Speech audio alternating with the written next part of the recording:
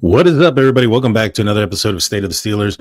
I'm your host, Daniel, and today we're talking about this rematch, this payback game, so to speak, for the Pittsburgh Steelers when they take on the Cleveland Browns in Acrisure Stadium at 1 p.m. Eastern tomorrow or on Sunday, depending on when you're listening to this. It's a rematch game. You know, the Pittsburgh Steelers lost over 2 weeks ago on a Thursday night game in Cleveland in the snow on prime time in front of the world. And it was embarrassing, that the Steelers lost in that game. A lot of the talking heads and even Steeler fans began to question, the offense of the Pittsburgh Steelers, including myself, the offense of the Pittsburgh Steelers, Arthur Smith and his play calls. And I think all that was not necessarily all erased, but I think pretty much for the most of it was erased when the Steelers took on the Bengals and had an outstanding offensive performance against the Cincinnati Bengals, where Russell Wilson outdueled Joey Burrow. And, I think we also saw quite a bit of a different type of game from Arthur Smith. And it was refreshing, to see that the Steelers weren't going to just run the ball on first and second and long. They were going to pass the ball. They were going to mix it up. They were going to be, even adding in the what is it called, like a mush huddle or something like that. Like it's not exactly like no huddle, but they're huddling up at the line, so to speak, and calling a play from there. That way that the defense can't switch players in and out. And I thought that was highly effective in that game. I thought Russell Wilson against the Cincinnati Bengals was perfect. I mean, he had the one interception that went back for 6. However, it wasn't really his fault. I still believe that George Pickens was interfered with on that play. He was grabbed by the back of the helmet and thrown down. I mean, you can't get any worse than that. But all in all, the Steelers, they stayed on it. They kept their foot on the gas and they ended up winning huge. I think that is that type of performance is something that we're going to see every week? Probably not. I mean, the Cincinnati Bengals defense was one of the worst in the league, if not the worst in the league. Going up against the Browns, who this upcoming week, their defense obviously was a lot better the week before in the snow. However, I think that was their Super Bowl. That was their game where, they're basically out of contention still. At that point, they only had 2 games under their belt as far as victories go. And you just saw the celebrations, you saw everything. They weren't really playing for a playoff berth or anything else. That was their Super Bowl. That was the game that they're going to win that year, no matter what. I mean, that was a game that they could go 1-15 as long as that one game was against the Pittsburgh Steelers on Thursday night in their home, so that they can have something to celebrate with their fans and whatnot. Do I think they come in with the same intensity and the same level of dedication and attention to detail that they did for that game, for this game on a 12 o'clock or 1 o'clock game on a Sunday afternoon? Probably not. I don't think so. They have nothing to play for. And I mentioned it last time that the Pittsburgh Steelers played the Cleveland Browns, that in order for them to win, or not in order to win, but in order to make this a non-relevant game for the Browns, they'd have to get up early, score some points right away, start off hot, and get this team who's already eliminated to be like, all right, whatever. There's nothing to play for anyways. And I think that's still probably the game plan this time around. I think that last time they played, the going forward on 4th down type of stuff was a component to them actually trying to speed up, not necessarily the game, but the offense, get some points going faster. And it didn't work out. I think they were a little too aggressive in that game, ended up biting them in the rear. But against Cincinnati, they maintained that aggressiveness to a certain extent. I mean, I don't think they were going forward on many 4th downs like that, but they were throwing the ball on 1st and 2nd down. And I think they're going to have to maintain that if they're going to want to beat the Cleveland Browns this upcoming week. Defensively, the Pittsburgh Steelers allowed quite a bit of points on the board there in Cincinnati. It's not something that's common, but the Cincinnati Bengals are coming in with a very good elite offense. Joe Burrow and Chase have had an amazing year together this year, and they were going to get their yards and their points. I felt that when you look at Chase's games when it comes to like other teams that he's played and he's gone off on, the Steelers did limit him. And, I don't see a wide receiver duo combination or even a single wide receiver that's as good as what the Cincinnati Bengals have, especially even at the quarterback position as well as to what the Bengals had. I don't think the Browns have anything near them as to what the Bengals have. And so I'm not expecting to see some sort of game like that. I do know that Jerry Jeudy kind of went off against the Pittsburgh Steelers secondary in the last game, but that was during the snow portion of the game, right? That's when he started to really come into play, and I think that the reason behind that had a lot more to do with him knowing where he was going and able to turn in those directions.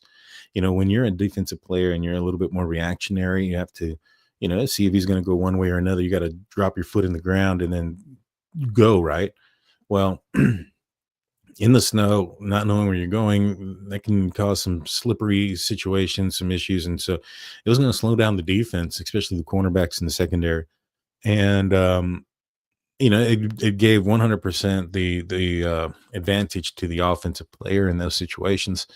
And I just think that that's not going to be an issue in this game here. I'm not certain. I haven't seen the forecast, but I don't think there's going to be lake effect snow going on in Pittsburgh this weekend. I could be wrong. But last time I checked, it was a nice day. So I'm going to venture out there and say that I don't think that the passing game for the Browns is going to be as what it was against the Steelers back a couple weeks ago. Arthur Smith, like I said earlier, I thought he did an excellent job. Coach Tomlin, I think there was still a couple of questions there about like time management, but that's just T. I mean, that's going to be Coach Tomlin.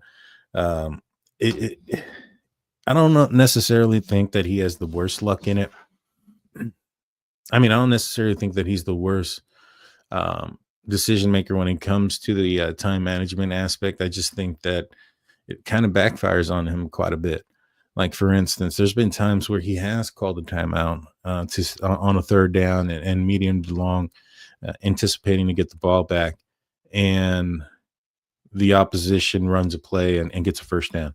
There's been times where he's called that timeout on third down, going into fourth down, and then the offense changes their mind and decides to go for it because now they have an extra play or whatever the case may be.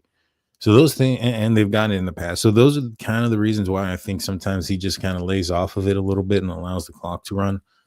But it's a little bit of living in your fears, in my opinion. But it's also, let's be honest, getting it wrong so many times over and over, and doing it both different ways, calling the timeout, not calling the timeout.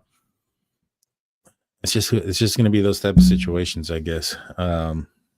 But overall, I thought Coach T played. He coached a great game. He was visible on the sidelines. If you guys have seen Hard Knocks, which I have, I mean, Hard Knocks was pretty. I liked it. It was. I enjoyed it. It was the first time that you can see a matchup between two teams that are going to be going up against each other and in their war room, and get a behind the scenes look at how. And I'm sure it's a small fraction, but a fraction at that, of how the teams prepare for the opposing teams, especially in the AFC North. These are divisional rivals. There's probably a lot more question marks when you have teams that you're not familiar with. If you're playing a team from the NFC side, you're probably that's probably why, like, for instance, Lamar Jackson has such a great record in stats and yards and whatever, everything across the board when he's playing the NFC side. It's because they're not dealing with a Lamar Jackson on the NFC side. The Steelers have to see him twice a year, and the Steelers have been able to put a lid on Lamar Jackson for the most part. So to see that live, or not live, but to see that interaction there, to see Coach T making his decisions, to see how a lot of things that he was saying came to fruition, whether it was Herbig making a strip sack or whatever the case may have been. Those things came out, and he talked about those during the game. It was good to see. I mean, during the lead up to the game, during the game, it was good to see his conversation with George that he had on the sideline. I think that I saw it. I know I saw it during the televised game where Coach T had his arm around George, and he was just telling him something. And I was like, man, I wonder what he's telling him. Well, we get an option to hear what he exactly was telling him, because he was mic'd up for the game. Roger Jones kind of almost called him out, and you can hear he telling him, "Shut up," and a bunch of other things that I can't say on here. But I thought it was hilarious. But yeah, he ended up. I think that this hard knock thing might actually end up getting Coach Tomlin the coach of the year. I mean, when you look at what the other coaches were doing, Harbaugh, was it Taylor, Stefanski, those guys just didn't bring it. There was one dude on the Brown side that was acting like Will Ferrell in the movie Old School, where he's yelling, "We can't lose our composure." Like everybody's just kind of quiet, looking around while this guy's yelling and doing all sorts of nonsense, and you can tell it was clearly acting. But when you listen to Coach T talk, and he's in there, and he's doing his Tomlinisms, and he's predicting basically what he thinks is going to happen because he's such a football guy, and he just watches so much football and tendencies from other teams and how they play and yada yada yada. I think that really brought out how Coach T is really more than just a players coach, more than just a motivator. The things that he was saying came to fruition. Um, the things that he was telling his players to watch out, they did, and it resulted in a win. And I think that when you look at him in comparison to the other guys that are a little bit more bland, I really think that this might end up putting Coach T over the top and get him that Coach of the Year, which, I get it. It's not something that we all care about, or probably neither does he. I think he cares more about that 7th Lombardi trophy than any of those things. And I'm sure we all do too. But I do think that Coach D has been a guy that has been snubbed from that Coach of the Year just because he's always been good. I guess there wasn't a situation where he turned something around really, really differently, but I guess you can say that in this year. I mean, when you look at how the Pittsburgh Steelers were playing in the last couple of years since Ben Roethlisberger's departure to this season, it seems night and day to me, especially offensively.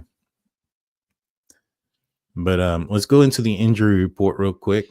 For the Pittsburgh Steelers, it looks like it's going to be a somewhat of a good one. There's only 2 players that are listed as far as game status. Everybody else is going to be healthy, including Calvin Austin and Alex Highsmith. He's going to be out there. The only concern here is that George Pickens, he ended up coming up on Friday's injury report with a hamstring injury. He is questionable to be in this game. I think he's expected to play. I think we'll end up seeing him out there. I wouldn't be surprised if he's like on a limited snap type of situation. The other receivers are going to have to step up. We're going to have to see more Calvin Austin, which I'll probably now go and start in my fantasy league because I do have him on my team, and he's been actually playing fairly well, putting up quite a bit of points for me since I told you guys to put him on your team. But yeah, so I think that is a question mark. However, the other guys on the wide receivers are going to have to step up. I want to see Mike Williams out there. I've questioned why isn't he out there so many times. And, the one thing that I can think of is, he's just new to the team, but you would think after so many weeks being on the team that he would now have a grasp of the offense and be out there. But it was, Aaron Rodgers who said, and, you got to take this with a grain of salt, but he did say that, something to the effect that Mike Williams, was struggling with the playbook and wasn't being in the position where he was supposed to be in a couple of plays and stuff like that. I know there was a lot of talk of the interception that Aaron threw, and he claims that he was supposed to be down the red line or whatever the case may have been. Maybe perhaps there is some truth to those things that he is studying to grasp the playbook at this point, and it might be something that he needs a little bit more time. But I'm hoping that time is coming to a close. I mean, we're going to need him if George is going to be out. Like I said, I think he is expected to play. Calvin Austin, he was a full participant earlier as in the concussion protocol, and he's out, so he'll be playing. I thought that was a scary hit on him when he went down. I thought he looked kind of funny. I even told my wife, I was like, hey, they need to get him out. Like, he don't look right. Like, he looks dazed. I'm glad he's able to come back. Hopefully there wasn't a concussion there, and maybe it was just a sinuses or something. I don't know. But as far as the Cleveland Browns, they're coming in a little bit more limping. They have out are going to be their defensive tackle, Maurice Hurst with an ankle. Out is also going to be defensive end Sam Kamara, with a concussion. So they're going to have some guys up front that are going to be missing. That's going to challenge, I think, the depth and the defensive lines stamina, so to speak. If you're going to be going at them, they're going to have a certain amount of people out there, and um, you know, there's not that rotation there. I can see this game being a big Najee game in the second half. Once the offense starts to beat down that interior offensive defensive line of the Cleveland Browns. Also out is tackle Jarek Wills. Questionable for the Browns are going to be cornerback Miles Harden with a tibia, safety Juan Thornhill with a calf, wide receiver Jamar Thrash is questionable also with a shoulder. And so they got some people that are hurt. We'll see if they end up coming in and playing. I know that the guys that are out are going to leave an option for the Pittsburgh Steelers running game. I just hope that they don't try to overdo it there and go back to what we have seen leading up to this point. But we're going to take a quick break. Don't go anywhere. We'll be right back after a few words from our sponsors.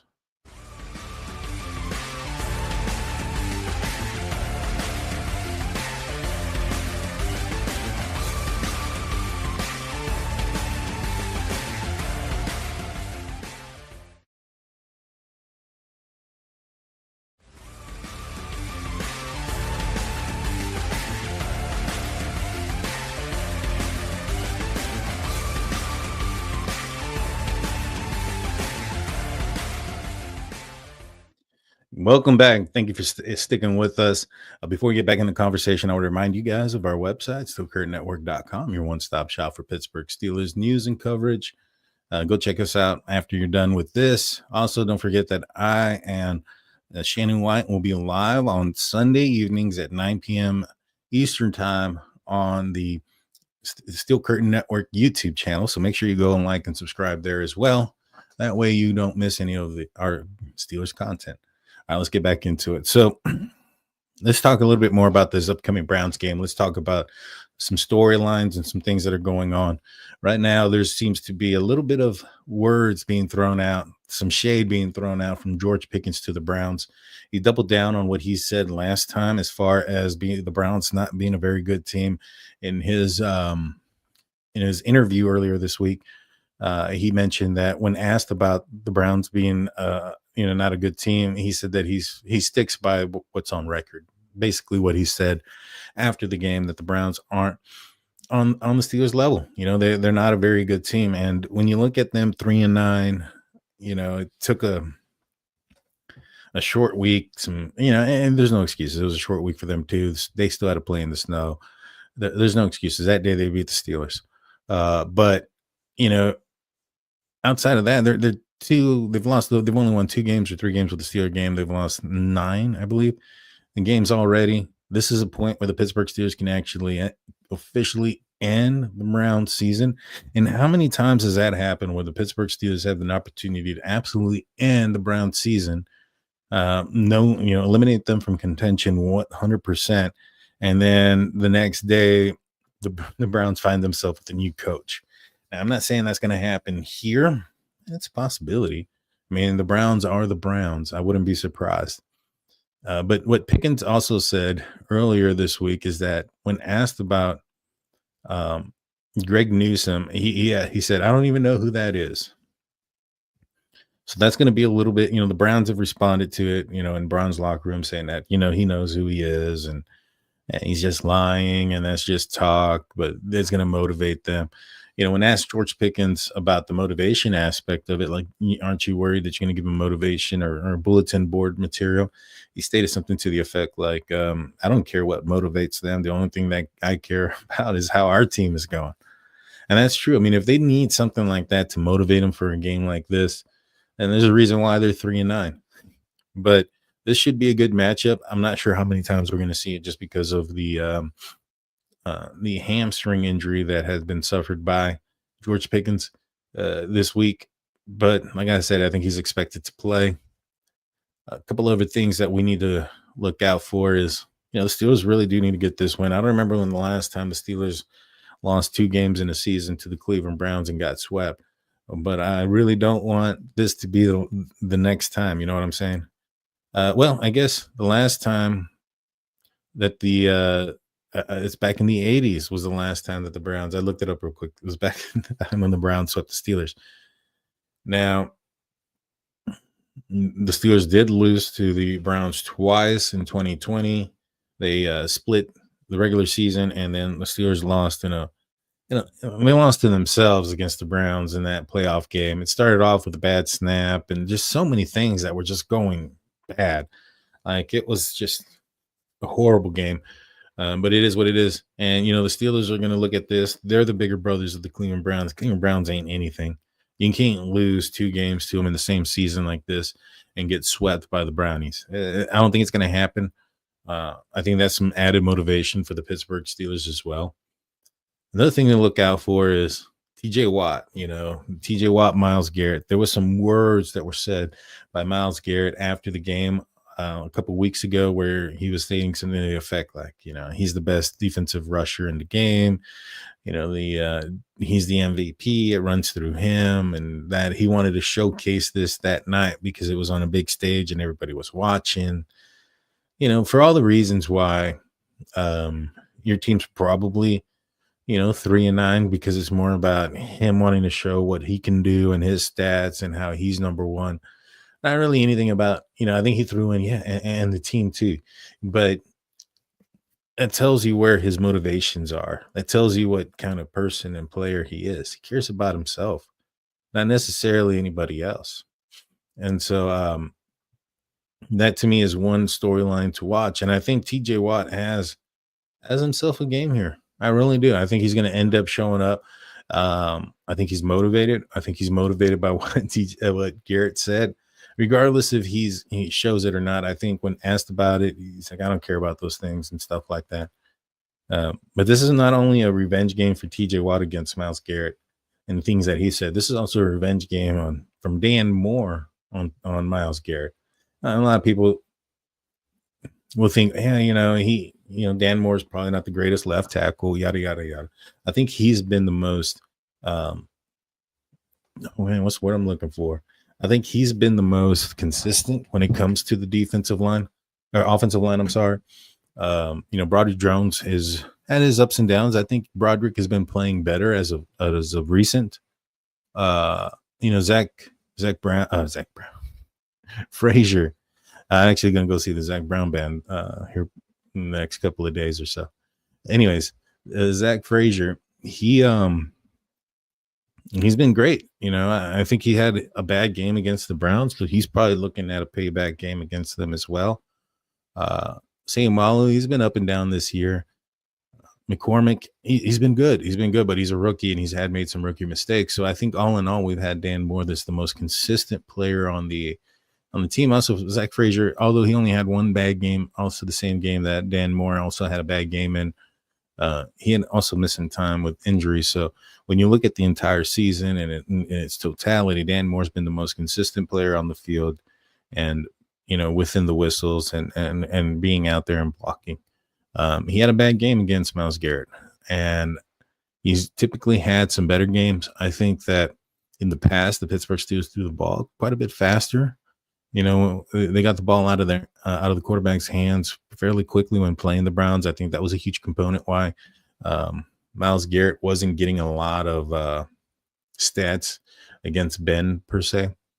But Dan Moore, he allowed three sacks there, and so I'm sure he's looking for his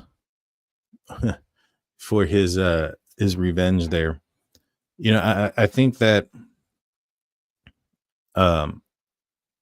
another storyline to look at is just eliminating the Browns. I mentioned it earlier. The Steelers have the opportunity to eliminate them from playoff contention completely. It's very unlikely they're going to win. I think they're like 1 in 1 millionth of an opportunity to win the Super Bowl at this point because of everything that needs to happen for them to win. And so, with that being said, Steelers win here. They eliminate them. I wouldn't be surprised if they also eliminate the coach there for the Cleveland Browns. So a couple of things to look out for. Offensive line on the Steelers offensive side. I think George Pickens is out there. Him in that matchup with Greg Newsome is going to be one a matchup to watch. TJ Watt is going to be a person to watch on the defensive side. I also want to see a little bit more Peyton Wilson in this game. I think Peyton Wilson has been playing better and better and better. And I think that because of his speed and his agility, that he's also somebody that could, and his physicality. I mean, he can tackle. He's put a lot of people on the ground, and I wouldn't mind seeing him even on heavier running game downs, just because with Landon Roberts, I think he's done an okay job, but there's been some times where he's missed some tackles, especially in this last game. Chase Brown's big run and the touchdown. Landon Roberts was supposed to be in on those, and so see some more Peyton Wilson in her. Not saying that Landon is a horrible player or anything like that. I just think that Peyton Wilson might be a little bit better at this point. And I think that his ceiling is a lot higher within what Landon Roberts' current potential ceiling right now. I mean, I think that ceiling is going to come down as he ages. And I think that with Peyton Wilson, his floor is only going to keep rising as he grows until obviously he gets to a certain point. And then all those things start coming down as natural. But given his young age now, which he's not young, I think he's like 24 or something like that, 25. He was one of the older players coming out because he had some knee injuries during the earlier part of his collegiate career. So I think right now would be a good time to put him in. I would like to see more of him in there on the offense, especially on early downs. All right, let's do some predictions. The Steelers are favored by 6.5 points to the Cleveland Browns, and the over and under is at 43.5 points. So for me, I think this is going to be a game that's going to be well controlled and dominated by the Pittsburgh Steelers. I think they're looking to come in there and make not necessarily a statement, but they were embarrassed by the performance that they had against the Cleveland Browns in the last game. I think they actually do more than just cover. I think they beat the Cleveland Browns by quite a bit. I would say that this score ends up being somewhere around 28-10. And so you'll be looking at 38 points, which is the under here. And so that's going to be my prediction, 28-10. Let me know in the comments, or if you're listening to this on Apple, if there's something to comment yours, or hit me up on Twitter at State of Steelers, or I guess it's X now, right? State of Steelers. Hit me up there. Let me know what you think. Let me know what you guys' predictions are. Well, with that being said, guys, Steelers are going to win this week. I can feel it. I don't think that there's going to be any chance that they drop this game whatsoever.